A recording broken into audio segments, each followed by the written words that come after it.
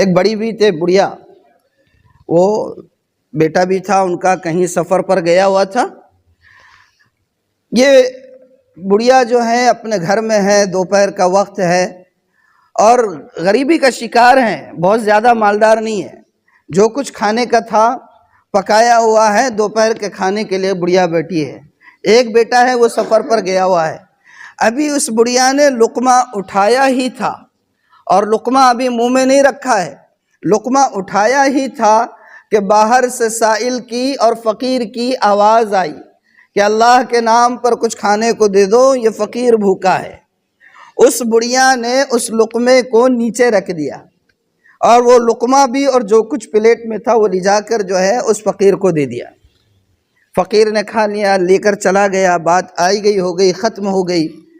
ایک 2-4 دن کے بعد یا کچھ وقفے کے بعد بیٹا سفر سے واپس آیا، بڑھیا نے جو ہے اس کی بلائیں لی اور اس کے بعد پوچھا کہ بیٹے سفر کیسا رہا، خیریت سے گزرا سفر؟ تو کہا کہ اماں سفر تو بہت اچھا خیریت سے گزر گیا، لیکن ایک واقعہ بڑا عجیب ہو گیا تھا۔ بولے کیا؟ میں جب ابھی آ رہا تھا، چند دنوں پہلے کی بات ہے کہ سفر ہی میں تھا میں، تو اچانک سامنے سے ایک شیر آ گیا اور میرے سامنے آ گیا اور قریب تھا کہ وہ مجھے چیر پھاڑ ڈالتا۔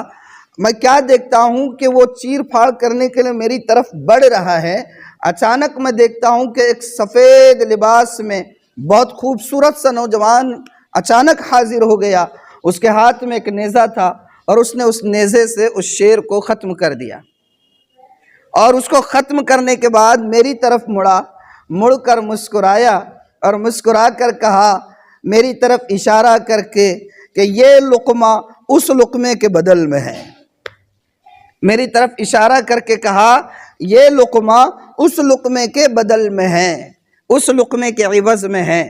کہتے ہیں میں نہیں سمجھ پایا امی جان یہ کیا ماجرا ہے، اس نے شیر کو نیزے سے ختم کیا اور میری طرف اشارہ کر کے کہا کہ یہ لقمہ اس لقمے کا بدل ہے۔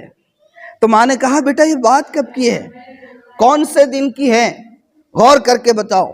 تو بیٹے نے جو دن بتایا وہ وہی دن تھا اور وہی وقت تھا جس وقت بڑھیا نے اپنے ہاتھ کا لقمہ چھوڑ کر اس مانگنے والے فقیر کو دے دیا تھا۔ اس کی برکت سے اللہ تعالیٰ نے اس کی بلا یہ ٹالی کہ اس کا بیٹا جو سفر میں ہے، اللہ تعالیٰ نے اس کے بیٹے کو خونخوار شیر کے منہ میں جانے سے بچا دیا۔ سمجھ میں آ رہی ہے بات؟ تو اللہ کی راہ میں خرچ کرنے سے اللہ تعالیٰ مصیبتوں سے، بلاؤں سے، آفتوں سے، مصائب سے، مسائل سے، بیماریوں سے، نقصانات سے، خسارے سے محفوظ رکھتا ہے۔